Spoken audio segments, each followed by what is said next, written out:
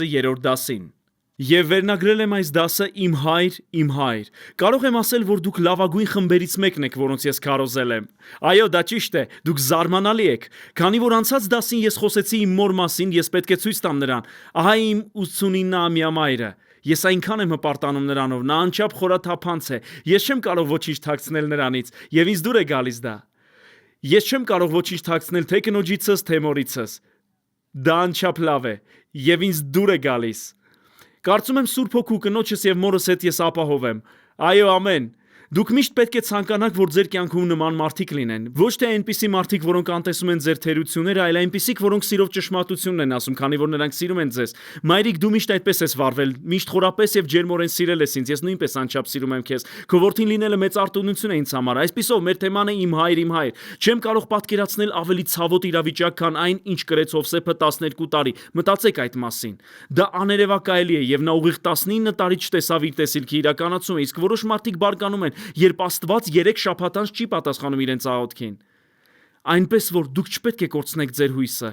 Նա հույսի Աստված է, ճիշտ է։ Բայց գիտեք, իրականում կա իրավիճակ, որն ավելի ցավոտ է, քան այն, ինչ կրեց Հովսեփը։ Այլ բան է վիրավորանքը, դավաճանությունը եւ նույնիսկ ատելությունը եղբայրների կողմից, բայց շատ ավելի վատ է, երբ դա հոր կողմից է։ Եվ ես նկատի չունեմ միայն բնական հայրերին։ Թեև սա նրանց էլ է վերաբերում, քանի որ ճանապարհորդելով աշխարհով մեկ, ես տեսել եմ շատերին, որոնք խորապես վիրավորված են իրենց հայրերից։ Բայց ես նկատի ունեմ այն մարդկանց, որոնք սնուցել են մեզ Աստծո խոսքով եւ առաջնորդել են։ Պողոսն այսպես ասաց. դուք շատ ուսուցիչներ ունեք, բայց ոչ շատ հայրեր։ Կարծում եմ այս դավաճանությունը լավագույնս պատկերվում է Դավիթ թագավորի կյանքում։ Բոլորս սիրում ենք Դավիթ թագավորին։ Նա Աստծո սրտի համեմատ մարդ է։ Դուք երբևէ մտածել եք, ինչու ինքը Աստված անվանեց Դավթին, որովհետև այլ բան է, որ դուք եք ասում, ես Աստծո սրտի համեմատ մարդ եմ։ Այո, ճիշտ է, բայց այլ բան է, երբ Աստված է ասում, դու իմ սրտի համեմատ մարդ ես։ Ես հենց դա եմ ուզում, ես ուզում եմ, որ Աստված ասի, եւ ես գիտեմ յուրաքանչյուրն այստեղ նաեւ ով դիտում է մեզ, ուզում է, որ Աստված ասի իրեն, դու իմ սրտի համեմատ տղամարդ կամ կին ես։ Այսօր ցույց կտամ ձեզ, թե ինչպես Դավիթն Աստծո սրտի համեմատ մարդ դարձավ։ Մենք հանդիպում ենք Դավթին, երբ նա երիտասարդ էր, նա Հեսեի 8-րդ որդին էր։ Երբ մարգարեն եկավ Իսրայելի հաջորդ թագավորին օծելու համար, նրա հայրը նույնիսկ հաշվի չառավ նրան։ Հեսեի 7 որդիները բերվեցին մարգարեի առջև։ Եվ մարգարեն ասաց. որտեղ է, ինչ որ բան սխալ է։ Սրանք քո բոլոր որդիներն են։ Նա ասաց. ես մի կարմրադեմ տղա էլ ունեմ, որը հիմա ոչխարներին է արածեցնում։ Եվ Դավթին կանչեցին։ Դավթի եւ Սավուղի միջև կապ ստեղծվեց միջև նրանց հանդիպելը, քանի որ նույն մարգարեն, որն օծեց Սավուղին, որպես Իսրայելի առաջին թագավոր, օծեց 16-ամյա Դավթին, որպես Իսրայելի հաջորդ թագավոր։ Այսպիսով, ահա եւ Դավիթը։ Նա մեծացել էր մի ընտանիքում, որը ճանաչված չէր թագավորական պալատում։ Ոչ ոք չգիտեր նրա մասին, բացի մի քանի մարդկանցից պալատում։ Սավուղի կյանքում տանջալի վերապրումներ սկսվեցին։ Պալատում երաժշտի կարիք կար։ Դավթին խնդրեցին պալատ տեղափոխվել եւ ծառայել Սավուղին, եւ նա այդպես էլ վարվեց։ Որոշ ժամանակ անց, եւ մենք չգիտենք, թե այս երկու դեպքերից որն էր առաջինը տեղի ունեցել, Դավիթը պատերազմի դաշտ գնաց։ Իսրայելը պատերազմում էր փղշտացիների դեմ։ Ամբողջ բանակը թաքնվում էր Գողիաթ անունով 3 մետր հասակով մի զինվորից։ Ամեն օր Իսրայելի բանակը դողալով թաքնվում էր քարերի ետևում։ Տեղ հասնելով Դավիթը հարցրեց. Ինչ կստանա այն մարդը, որը կսպանի այս հրեշին։ Եվ մարդիկ ասացին. նա կամուսնանա թագավորի դստեր հետ։ Դավիթն ասաց. իսկապես։ Նա մտածեց. ես մարգարեություն ունեմ, որ հաջորդ թագավորն եմ լինելու։ Թագավորի դստեր հետ ամուսնանալը հրաշալի հաջորդ քայլ կլինի։ Եվ ինչ նա արեց։ Նա սպանեց այդ հսկային եւ ամուսնացավ թագավորի դստեր հետ։ Նրան խոստացան ամուսնացնել մեղքողի հետ, իրականում նրա ավագ քրոջ, որին այլ մարդու հետ ամուսնացնին, եւ Դավիթն ամուսնացավ մեղքողի հետ։ Ինչևէ, Սավուղն իսկապես սկսեց սիրել այդ երիտասարդին եւ ասաց նրան. ուզում եմ, որ լինես իմ զինակիրը, իմ անձնական։ Թագավորն ասաց. ուզում եմ։ Դավիթ, դու իմ զինակիրն ես լինելու, լավ, եւ բացի այդ քեզ այնքան եմ հավանել, որ ուզում եմ, որ իմ սեղանին նստես։ Թագավորի սեղանին նստելը շատ մեծ պատիվ էր։ Բացի այդ, նա դարձավ թագավորի որդի Հովնաթանի լավագույն ընկերը։ Դավիթը մտածում էր. իսկապես որ ամեն բան ստացվում է, մարգարեությունը կատարվում է։ Ես տեսնում եմ, որ Սավուղը կսովորեցնի ինձ եւ մեկ օր գահին կնստեցնի եւ մարգարեությունը կկատարվի, բայց հանկարծ երբ նրանք վերադառնում էին հերթական մարտից, Իսրայելի կանայք բացականչեցին։ Սավուղը սպանեց հազարավորների, իսկ Դավիթը բյուրավորների, եւ Սավուղը սաստիկ բարկացավ։ Նա երկու անգամ փորձեց սպանել Դավթին նրա վրա նիզակ նետելով։ Դավիթը փախուստի դիմեց փրկվելու համար։ Փախչելով Սավուղից նա առաջին հերթին գնաց Նոբ քաղաք, որտեղ ապրում էին Աստծո բոլոր քահանաները։ Ոչ բոլորը, բայց շատ քահանաներ։ Դա քահանայական քաղաք էր։ Նա գնաց քահանայապետի մոտ եւ ասաց. «Ինձ հաց է պետք եւ ինձ թուր է պետք։ Ես պետք է թագավորի առաքելությանը գնամ»։ Անկեղծ ասած նա նույնիսկ չպատմեց նրան ամբողջ ճշմարտությունը։ Նա ասաց. «Ինձ թուր է պետք»։ Իսկ քահանայապետն ասաց. «Մեզ մոտ Գողիաթի թուրն է» եւ տվեց այն նրան, նաեւ հաց տվեց նրան։ Եվ Դավիթն անապատ գնաց, ճիշտ է։ Հետագայում, երբ Սավուղը իմացավ, որ այդ քահանաները օգնել էին Դավթին, նա մահապատժի ենթարկեց այդ քաղաքի բոլոր քահանաներին, նրանց կանանց եւ երեխաներին, բոլորին թրով սպանելով։ Ահա թե ինչպիսի խելագար ղեկավարի ներքո էր Աստված կարգել Դավթին։ Հիշեք։ Դավիթը չէր որոշել, որ ծառայելու էր Սավուղին։ Աստված էր Սավուղի իշխանության ներքո կարգել Դավթին։ Երբեք չեմ մոռանա մի դեպք, երբ քարոզում էի Տեխասում գտնվող մի եկեղեցում։ Տարիներ առաջ էր, եւ ես պատմեցի այդ հովվին, թե ով էր իմ առաջին հովիվը, որի մոտ ես աշխատում էի։ Այդ հովիվը լրջորեն վարկաբեկել էր իրեն, թեև մի ժամանակ նրա եկեղեցին ամենաազդեցիկ եկեղեցիներից էր Միացյալ Նահանգներում, եւ այսօր այն գոյություն չունի։ Հիշում եմ այդ հովիվն ասաց ինձ. «Եթե մենք իմանայինք, որ դուք նրա գործադիր օգնականն էիք, հավանաբար մեր եկեղեցի չէինք հրավիրի ձեզ»։ Ես հարցրի նրան. «Դուք դատելու եք Դավթին Սավուղի վարքով»։ Նա նայեց ինձ եւ ես ասացի. «Դուք դատելու եք Սամուելին, քանի որ Աստված Հեղիի օգնական էր կարգել նրան»։ Նա ասաց. «Ջոն, ես երբեք այդ մասին չէի մտածել»։ Այսպիսով Աստված էր կարգել Դավթին այդ խելագար խենթ թագավորի ներքո։ Հետաքրքիրն այն է, եւ դուք կտեսնեք դա Սավուղի օրինակով, որ ամեն անգամ, երբ ինչ-որ մեկը, ով ուխտի մեջ է Աստծո հետ, Սավուղի պես անմտորեն է վարվում, ձեռք է բերում պառակտված անհատականություն։ Մի պահ նա մեղմ է, հաջորդ պահին նիզակներ է նետում։ Սավուղը նման վարք էր ցուցաբերում առաջին թագավորած գրքում։ Սավուղն ընտրեց Իսրայելի 3000 լավագույն զինվորներին, այսինքն հատուկ ջոկատայինների, եւ սկսեց հետապնդել Դավթին։ Դավիթը նույնիսկ չէր կարող այցելել իր ընտանիքին։ Նա չէր կարող այցելել իր ընկերներին, որոնց հետ մեծացել էր։ Նա չէր կարող որևէ քաղաք գնալ Իսրայելում։ Նա ստիպված էր ապրել անապատում, եւ պատճառն իր հայրն էր՝ Սավուղը։ Առաջին թագավորած 24-րդ գլխում գրված է, որ Սավուղը փորձելով բռնել նրան, հասավ Ենգադիի անապատը։ Դավիթն արդեն 400 զինվոր ուներ, եւ նրանք թաքնվել էին մի քարայրի ետնամասում։ Այդ քարայրում ավազան կար, եւ Սավուղը իր 3000 հատուկ ջոկատայինների հետ գնացին այնտեղ։ Նրանք կամ լվացվում էին, կամ հոգում էին բնական կարիքները, կարծում եմ երկրորդը, բայց ինչևէ այդ ընթացքում նրանք պետք է զինաթափվեին։ Եվ մինչ նրանք զինաթափված էին, Դավիթը եւ նրա զինվորները տեսնում էին նրանց, եւ Դավթի զինվորներն ասացին նրան քարանձավի ետնամասում. «Սա զարմանալի է, Աստված քեզ է մատնել քո թշնամուն։ Նա ուզում է սպանել քեզ, հիմա նրանք անզեն են։ Մենք հենց հիմա կարող ենք սպանել նրանց»։ Իսկ գիտեք ինչ էր մտածում Դավիթը։ Նա մտածում էր. «Ինչ որ մեկը ստել է Սավուղին իմ մասին, ինչ որ մեկը նրա սիրտն իմ դեմ է դարձրել։ Եթե ես ապացուցեմ, որ անմեղ եմ, եթե ապացուցեմ իմ հավատարմությունը Սավուղին, նա այլևս չի հետապնդի ինձ»։ Դավիթը մոտեցավ եւ կտրեց նրա հանդերձի ծայրը, հեռացավ մեծ տարածության վրա եւ բարձրաձայն կանչեց Սավուղին։ Ահա թե ինչ ասաց նրան։ Եվ Դավիթն ասաց Սավուղին. «Ինչու ես լսում այն մարդկանց խոսքերը, որոնք ասում են հիրավի, Դավիթը քո չարիքն է ուզում»։ Նա փորձում էր ասել. «Սավուղ, ահա իմ անմեղության ապացույցը։ Ես չեմ փորձում խլել քո գահը»։ Շարունակենք կարդալ. «Այսօր քո աչքերը տեսան, որ Տերը քեզ իմ ձեռքը մատնեց քարայրում, եւ ինչ որ մեկը հորդորեց ինձ սպանել քեզ։ Բայց իմ աչքը խնայեց քեզ, եւ ես ասացի. ես չեմ պարզի իմ ձեռքն իմ տիրոջ դեմ, որովհետեւ նա տիրոջ օծյալն է»։ Նա շարունակեց. «Ավելին իմ հայր, դուք լսում եք Դավթի հուսահատ աղաղակը, նա դեռ աղաղակում էր իմ հայր։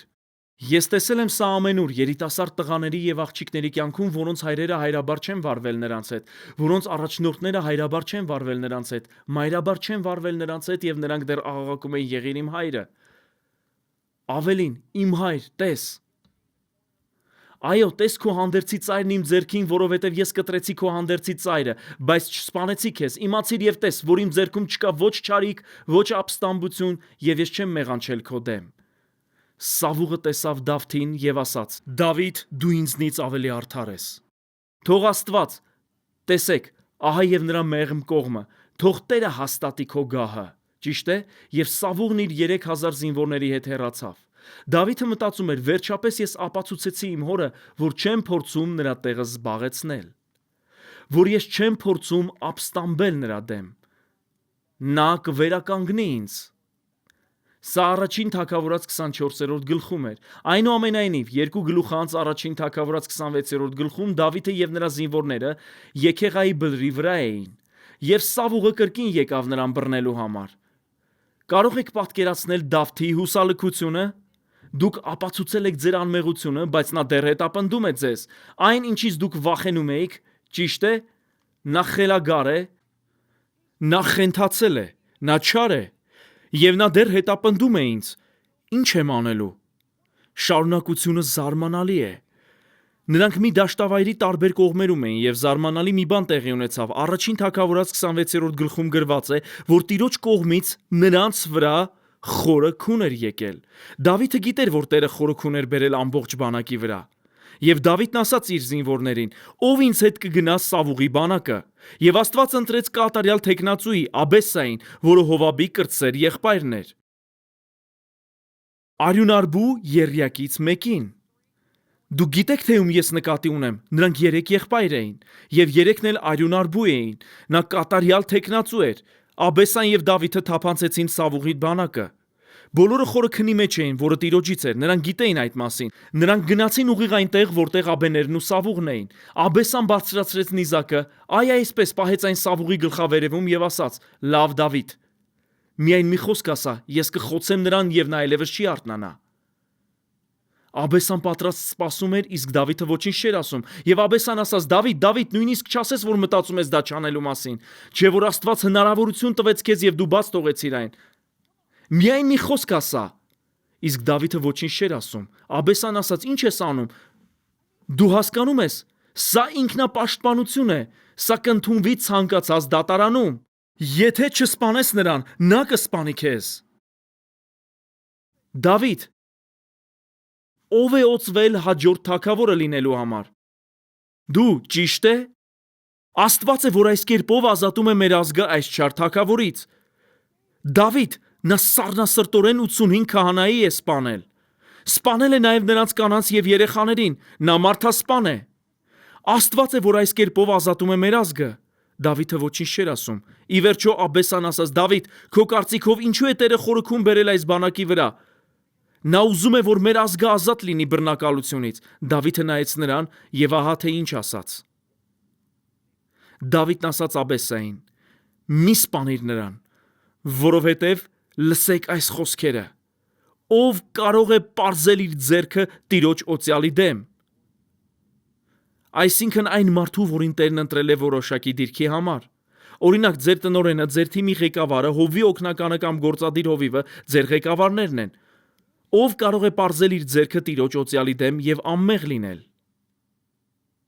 Ներկայացնում ենք Messenger X-ը, նյութերի ներբեռնման եւ հոսքային հեռարձակման լիովին նոր հարթակ։ Այն աշակերտական նյութերի ամբողջական թվային դարան է Ջոն եւ Լիզա Բիվերներից։ Պարունակում է վիդեո ուսուցումներ, աուդիո եւ էլեկտրոնային գրքեր, կարճամետրաժ ֆիլմեր, աստվածաշնչեր եւ ավելին։ Այս նոր հարթակը կարելի է օգտագործել ձեր բոլոր սարքերով։ Այն լիովին անվճար է ավելի քան 120 լեզուներով։ Աշակերտություն յուրաքանչյուրի համար ամենուր։ Ներբեռնեք հավելվածը կամ այցելեք messengerx.com։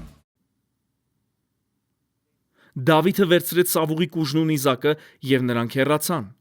Ինչու Աստված խորոքում բերեց ամբողջ բանակի վրա, ինչու, որպեսզի ստուգեր Դավթի սիրտը եւ տեսներ, թե արդյոք Դավիթը հերթական Սավուղը կդառնար եւ անձամբ կտնօրիներ իրավիճակը, թե Աստծո սրտի համեմատ մարդ կմնար, այնպիսին, ով ասում է. «Ես ինքս դատաստան չեմ տեսնի։ Ես կհանձնեմ այն Աստծուն»։ Նա ճիշտ վճիռ կկայացնի։ Դավիթը գիտեր։ Նա գիտեր, որ Աստծո օրենքում գրված է. վրեժ չառնես։ Ինչ է վրեժը։ Վրեժխնդրություն։ Վրեժ չառնես եւ քո ժողովրդի որդիների դեմ ողջ չպահես, այլ քո ընկերոջը սիրես քո անձի պես։ Ես եմ Տերը։ Դավիթը նաև գիտեր Տիրոջ հետևյալ խոսքը. Ով Տեր Աստված, ում պատկանում է վրեժխնդրությունը կամ վրեժը, հայտնվիր։ Ով Տեր Աստված, ում պատկանում է վրեժխնդրությունը կամ վրեժը, հայտնվիր։ Սա Սաղմոսների մեջ է։ Դուք նկատեցիք, որ 2 անգամ է գրված։ Դա շեշտադրում է նշանակում։ Դուք կտեսնեք դա ամբողջ Աստվածաշնչում, վրեժը կամ հատուցումը Աստծուն է պատկանում։ Եվ Դավիթը գիտեր դա։ Այնպես որ երբ նա հեռացավ այդ տեղից, Աստված ասաց. նա պատրաստ է առաջնորդ լինելու։ Առաջին թագավորն ինքն իրեն ծառայող մարդ էր։ Այս թագավորը իմ սրտի համեմատ մարդ կլինի։ Մենք միշտ ասում ենք. ուզում եմ Աստծո սրտի համեմատ մարդ լինել։ Ինչպես Աստծո սրտի համեմատ տղամարդ կամ կին դառնալ, վրեժ չլուծելով։ Մենք ավելի խորը կանդրադառնանք սրան հաջորդ դասին։ Աստված դատեց Սավուղին, եւ Դավիթը չուրախացավ, երբ լսեց այդ մասին։ Միայն մտածեք այս մասին. ձեր բարձերը 14 տարի շարունակ քարերն են եղել։ Դուք ապրել եք քարանձավներում։ Դուք չեք կարողացել այցելել ձեր ընտանիքին։ Դուք չեք կարողացել այցելել ձեր ընկերներին, տեսնել նրանց երեխաներին, գնալ նրանց հարսանիքներին այն ղեկավարի պատճառով, որի ներքո Աստված կարգել է ձեզ։ Աստված դատեց նրան։ Բայց Դավիթը չուրախացավ։ Նա սուգ արեց։ Նա սովորեցրեց Հուդայի բանակի բոլոր զինվորներին սիրո երգ երգել Սավուղի մասին։ Ես իսկապես ուզում եմ, որ հասկանաք սա։ Մի երգ, որը պատվում էր նրան, ում Աստված դատել էր։ Երբ հարցը Աստծո օծյալներին է վերաբերում, երբ նա դատաստան է բերում, Աստված շատ անգամ օգտագործում է այս աշխարհը։ Նա օգտագործեց փղշտացիներին։ Սակայն Դավիթն ասաց. նույնիսկ մի խոսեք այս մասին, որ փղշտացիների աղջիկները չուրախանան։ Եվ ոչ միայն դա։ Մի մարդ եկավ եւ ասաց. Սավուղը մահացած է։ Եվ նա մտածում էր, թե շահելու էր Դավթի բարեհաճությունը, քանի որ Դավիթը 14 տարի հետապնդվում էր եւ ինքը նրա թշնամու մահվան լուրն էր բերելու։ Նա ասաց. ես սպանեցի Սավուղին, քանի որ նա խնդրեց ինձ սպանել իրեն։ Նա վիրավոր էր։ Այդ մարդը մտածում էր, որ Դավթի բարեհաճությունն էր շահելու, իսկ Դավիթը, գիտեք թե ինչ ասաց Դավիթը նրան։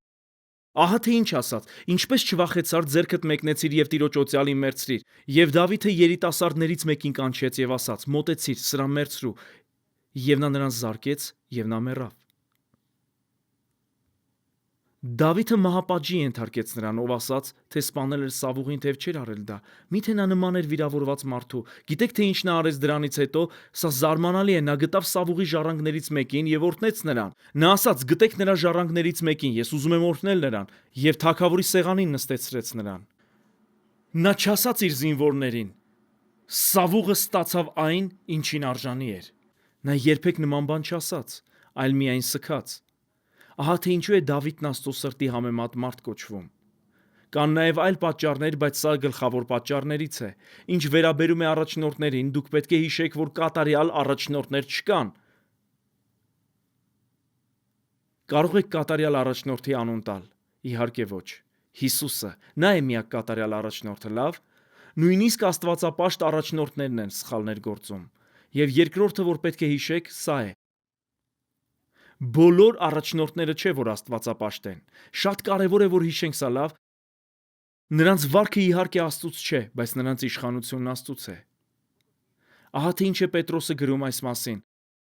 հանուն Տիրոջ հնազանդվեք ամեն մարդկային իշխանության։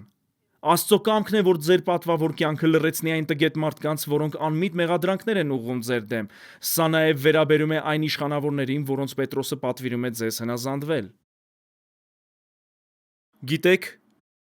որպես ծնող ամենածանր բանը, որ կարող եք տեսնել, անարդար վերաբերմունքն է ձեր երեխայի հանդեպ։ Ես նայում եմ Էդիսոնին, որն այստեղ նստած է, ես այնքան եմ հպարտանում նրանով, ավետարանի հրաշալի քարոզիչ, Աստված իմ, նա կարող է քարոզել։ Նա հայտնություն ունի սրբության մասին, որը պարզապես զարմանալի է, բայց Էդիսոնը միշտ չէ, որ 30-ամյա թիկնեղ տղամարդ է եղել, շատ ավելի թիկնեղ, քան ես, այո։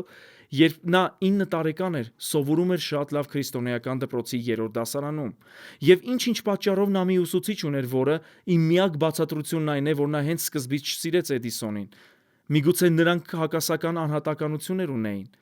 Ամեն երեկո Էդիսոնը վերադառնում էր դպրոցից երբեմն արցունքն աչքերին եւ պատմում էր Լիզային եւ ինձ, թե որքան վատ էր այդ ուսուցիչը վերաբերվում իրեն։ Օրինակ ամբողջ դասարանն անկարգ էր վարվում եւ այդ ուսուցիչը մեղադրում էր միայն Էդիսոնին եւ բղավում էր նրա վրա։ Կային իրավիճակներ, որոնցում մի խումբ երեխաներ էին մեղավոր, իսկ նա առանձնացնում էր Էդիսոնին եւ խիստ նկատողություն էր անում։ Եվ մենք բառացիորեն ամեն երեկո լսում էինք այս մասին։ Մենք փորձում էինք խրախուսել նրան։ Լիզան եւ ես իհարկե աղոթում էինք, քանի որ որպես հայր ես ուզում էի գնալ եւ մի լավ դաս տալ այդ ուսուցչին։ Քանի որ Էդիսոնն իսկապես եղել է լավ աշակերտ եւ հրաշալի երեխա, մենք երբեք խնդիրներ չենք ունեցել նրա հետ, եւ ես այնպիսի ծնող չէի, որն անտեսում էր իր որդու խնդիրները։ Այսինքն նա պարզապես դուր չէր գալիս այդ ուսուցչին։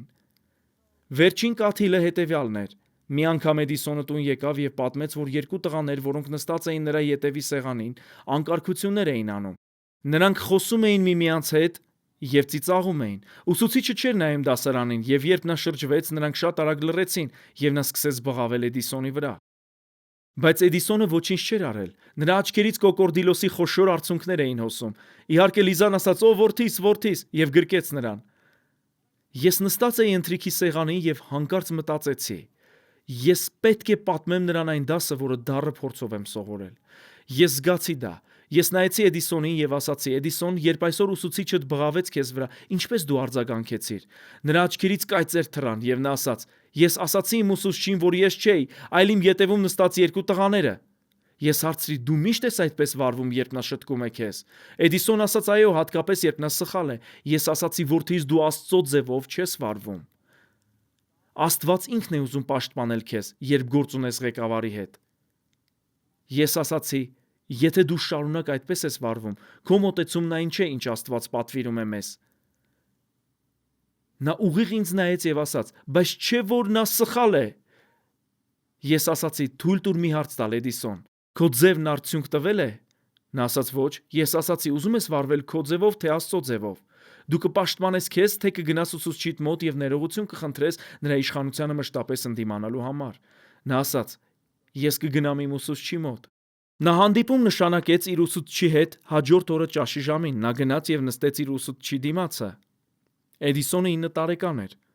Նա ասաց. «Ես ներողություն եմ խնդրում։ Աստված հանդիմանել է ինձ։ Ես մշտապես ընդդիմանում էի ձեր իշխանությանը, ես սխալ եմ եղել։ Խնդրում եմ, ներեք ինձ ամեն անգամվա համար, երբ հակառակվել եմ ձեզ։ Ուսուցիչը անակնկալի էր եկել։ Գիտեք թե ով ուներ ամենաբարձր առաջադիմությունը դասարանում այդ տարի։ Կռահեք թե ով։ Էդիսոնը։ Եթե դա գործում է երրորդ դասարանցու համար,